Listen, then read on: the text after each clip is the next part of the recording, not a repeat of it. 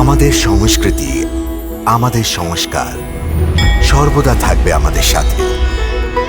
ভারতের মহান গ্রন্থ আর কাব্যের সম্পূর্ণ সংকলন। সাবস্ক্রাইব করুন তিলক। আমাকে রাস্তা দিন। তুমি তো ত্রিলোকের সর্বশ্রেষ্ঠ ধনুর্ধারী। তুমি কি তোমার ধনুর্বিদ্যা দিয়ে আমার ওপর তীরের একটি সেতু বানাতে পারো না, যার ওপর দিয়ে হেঁটে তুমি আগে যেতে পারবে? যদি তুমি তীর দিয়ে সেতু বানিয়ে নাও, তাহলে সমস্ত সমস্যার সমাধান হয়ে যাবে। না আমাকে নিজের রাস্তা বদলাবার প্রয়োজন হবে, না তোমাকে আমায় নির্জল বানাতে কষ্ট করতে হবে। তোমার প্রস্তাব উচিত আছে দেবী। এই সব তো আমাকে আগে ভাবা উচিত ছিল।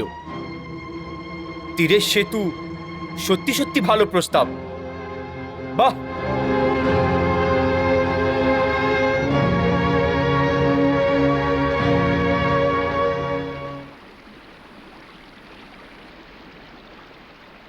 তীরের সেতু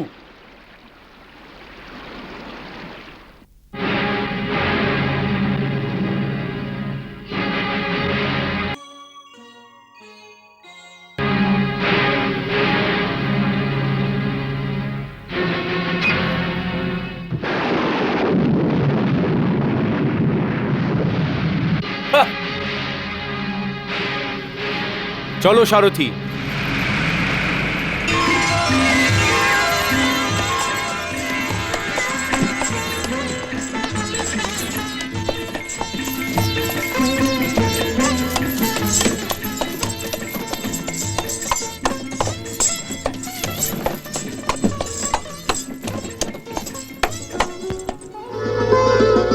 প্রণাম প্রভু, প্রণাম মাতা। প্রভু, অর্জুন নিজের ধনুক বিদ্যার অপব্যবহার করছে। কোনো যোদ্ধার যখন নিজের শক্তি এবং জ্ঞানের অহংকার হয়ে যায়, তখন ওই যোদ্ধার যোগ্যতা শূন্য হয়ে যায়।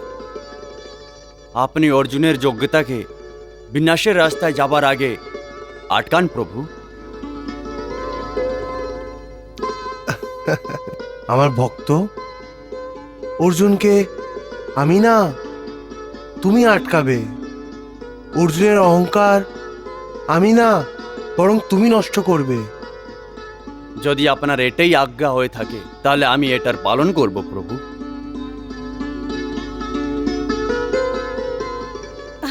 আপনি হনুমানকে আপনি কোন আজ্ঞা দিয়েছেন প্রভু?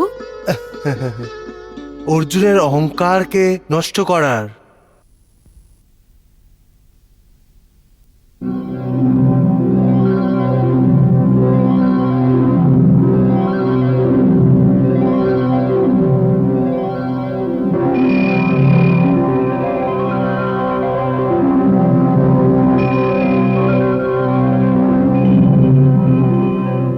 দেবী, হনুমান যত শান্তভাবে ভীম ভ্রাতার অহংকারকে ভেঙেছে, ওইভাবেই এখনো আমার প্রিয় বন্ধু অর্জুনের অহংকারের লীলাকেও নষ্ট করে দেবে।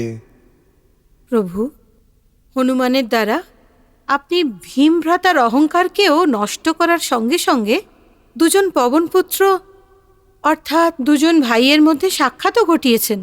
ঠিক সেইভাবেই অর্জুন আর হনুমানের সাক্ষাৎ করাবার উদ্দেশ্য শুধুমাত্র অর্জুনের অহংকারকে ভাঙা হতে পারে না, তাই না? দেবী, তুমি একদম ঠিক অনুমান লাগিয়েছ। আমি নিজের প্রিয় মিত্রকে হনুমানের মাধ্যমে একদিকে জ্ঞান দিতে চাই, আর অন্যদিকে কুরুক্ষেত্রেতে হওয়ার কৌরব এবং পাণ্ডবদের মহাযুদ্ধেতে এরা একসাথেই যোগদানও দেবে। জয় শ্রীরাম, জয় শ্রীরাম। দাঁড়াও সারথি। জয় শ্রীরাম।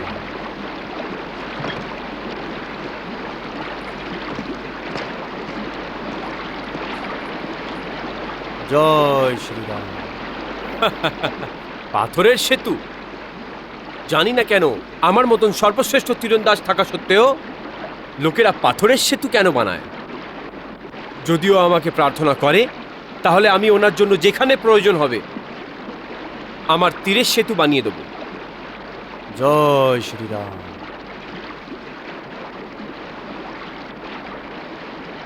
জয় শ্রীরাম।